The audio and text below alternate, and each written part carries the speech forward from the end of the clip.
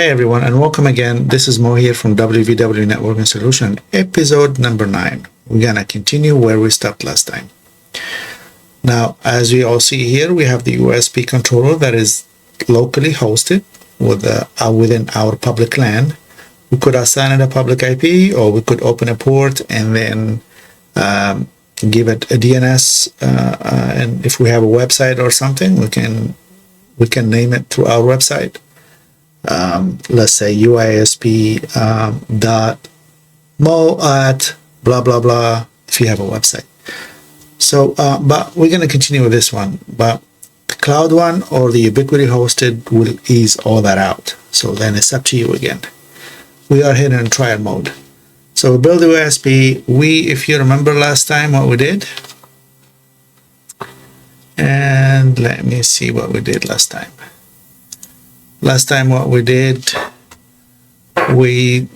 adopt the AP to the controller, and we also adapted the client, but we did not create a client. Today what we're going to do, we're going to tweak it a little bit. Okay, so as you can see here, I have this 2 pending adoption.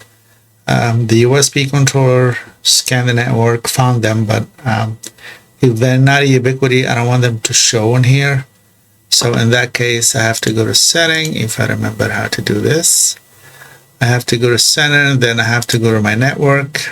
No, not my network. Then I have to go to my devices, and I have to enact this automatic configuration, and then scan from the UISP. Yes, come from the devices. That is up to you, but I would say yes. Hide third-party devices. Yes. Discovery notification. Yes, and I'm going to apply, and then I'm going to go back. Now, last time, one thing that we forgot about it's the AirCube. We did not adopt the AirCube. Okay, so the controller should see the AirCube. Let me see if I can do that. If I can, the controller should tell me.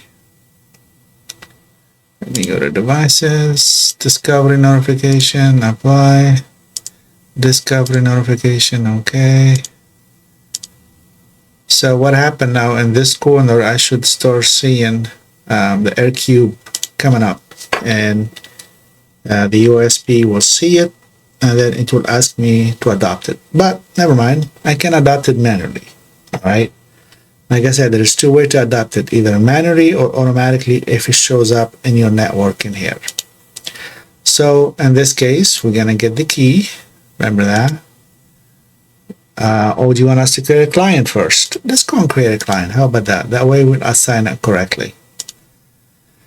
So we were here, but we never assigned a client to our controller. So we're going to go ahead and assign a random client. I don't know what I'm going to name it, but so we're going to follow this in here. Okay, we're not going to go deep on it. We just want to assign a client. That way we can start adding some devices with no issue. This is how we add the client. And we add a client, and we're going to name it John.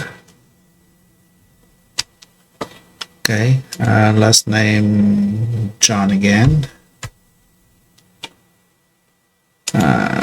Number 001. So we're not gonna add an email.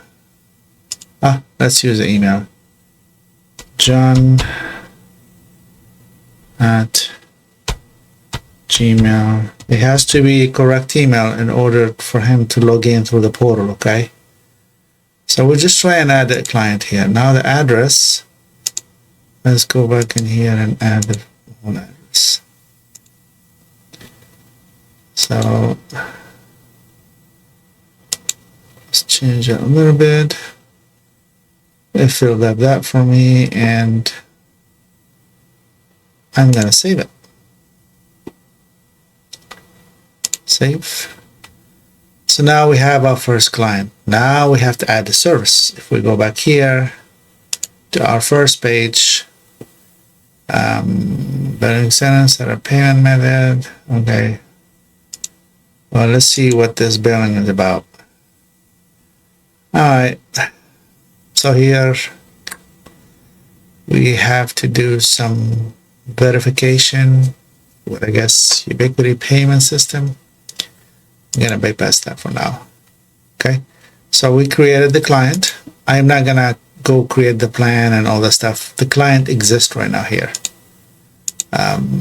It doesn't have a service plan, but we can go here and try to create a service, and then put the date for when he's to pay any surcharges or taxes, or that's another story. All right, so my first client, which is number 1 active client, it's here. Now let me go back to and assign that radio. Remember that radio? I'm gonna assign it to that client. Okay, let me just repower it. There you go. All right, so I repower the radio, which is this client. It's gonna go dark in a minute, but that's fine. I don't think it's gonna do any changes at the moment.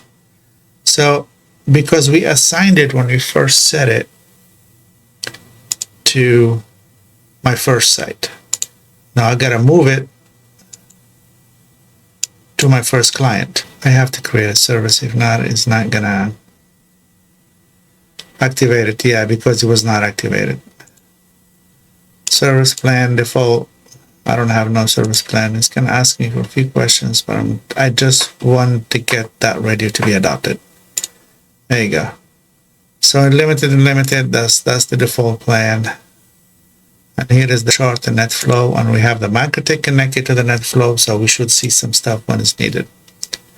All right, let's go back now. You see, I don't do all the CRM. My manager does it all, so I'm really not very strong on it. That's why I'm trying to dodge around it. But my manager is the one who will take care of all these payments and set up the accounts and everything. All right, let's go back now. So we have CS turning orange, trying to get adopted, pending adoption, or I can do it through here. It doesn't matter, either way. So I'm gonna adopt it, and here you go, Mr. John show up. I'm gonna assign it to him, and here we go, we're turning green, so which is great. All right, now as we can see here, the client has been adopted. Okay, so this is John Radio. All right, and now I should go to the radio and name it with my client name instead of saying client 1, because now we know that this one is assigned to John. Subscriber is here, John. Let's paste the key and then save what we did. Let's give it a minute till we start seeing some blinky here. And then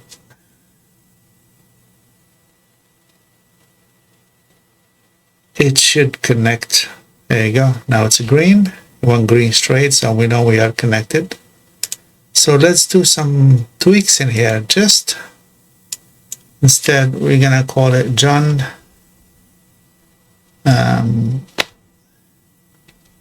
John Wi-Fi router.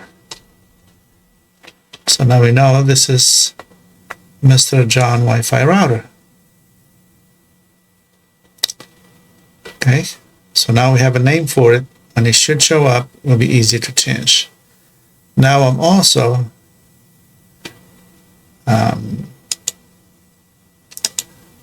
gonna, what's the IP we have here? 50. Okay, so I want to also log in to my radio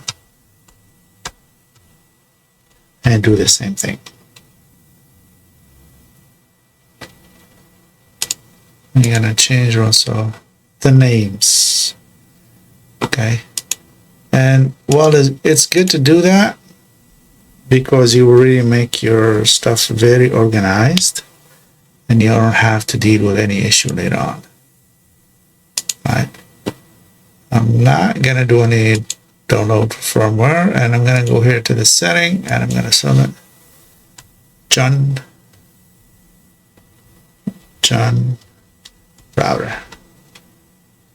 This is the router, and the other one is the Wi-Fi. Okay, so I how about if we go here and take the word router out and just leave it Wi-Fi because it's not a router. And we save. I think everything we need to be done in here is done. All right. So one thing I want to add, and I will explain to you later why I'm doing this. Well, you know what? I'll do it when it's time for that. And you see here it says block the management access from my WAN side. That's why I cannot access it from my WAN side. I can disable this, and then from my WAN I'll be able to access my radio. Okay, but I'm not gonna just mess with that. You can tweak it the way you want it later. Okay, so we get all this situated, we get all this settled right now. See, when you use a DFS, you are in clean spectrum, you got everything you need. Okay, so now let's go back to the controller. So now what we did, we have the Wi-Fi. So that's a home Wi-Fi. I have number 1, and I'm gonna adopt it to John. Okay, so now what we have here, we have the access point, we have one station with a John router, and then we have one Wi-Fi is John Wi-Fi. So, and it's all shown in the controller, and we already created in the CRM the client. We did not went further and create the plans, and which is the throttling, and then the payment. I may have to consult with Christina for that, if she can help us out, and just I'll have her in a Zoom, and then she can real quick get us through how to set up a client properly. Okay, because I may be able to set up a client, but I always leave it for her to finish it and fill the gap. Okay, so at this point, we created the 3 devices. Now, and I'm gonna address this real quick. If you want to disconnect the client, okay, you want to disconnect the client. If this is the importance of the VLAN, or if you want to add a public IP to your client, one client just requesting a public IP. He's not one of the service without having a public IP. How we do that? And then there's one thing, too much NAT under the same public IP, that's going to raise flags for Google DNS or a lot of public websites, like government websites, you know, especially the welfare, which is food stamps and all that stuff. If they see a lot of requests coming in from the same IP address, that's going to be an issue. It's going to be flagged, and then your client won't be able to access it. So there is remove the NATs, that's one thing, but also there is remedy to overcome those. We're going to also discuss the CGNAT, how good it works, and what's the pro and what's the con about it. I'm probably going to do maybe a sample just to see how that works. So, but something I want to discuss today, this is very important in the subject. How do I cut off a client? So the way we like to do it, we want to keep the radio on. We don't want the radio to be disconnected from our controller, okay? All we want to disconnect, it's the Wi-Fi. That way he doesn't have access to the Wi-Fi anymore. So there is a multiple ways to do that. There is so many ways to do that. I'm going to show you a couple of them, but not in this video. It will be in the next one. I'm seeing the time. I'm kind of going over right now. So thank you for watching, and I'm hoping to see you video number 10, and that will be about how we can disconnect the client and what is the different method that we can use. Okay, we'll see you in the next one.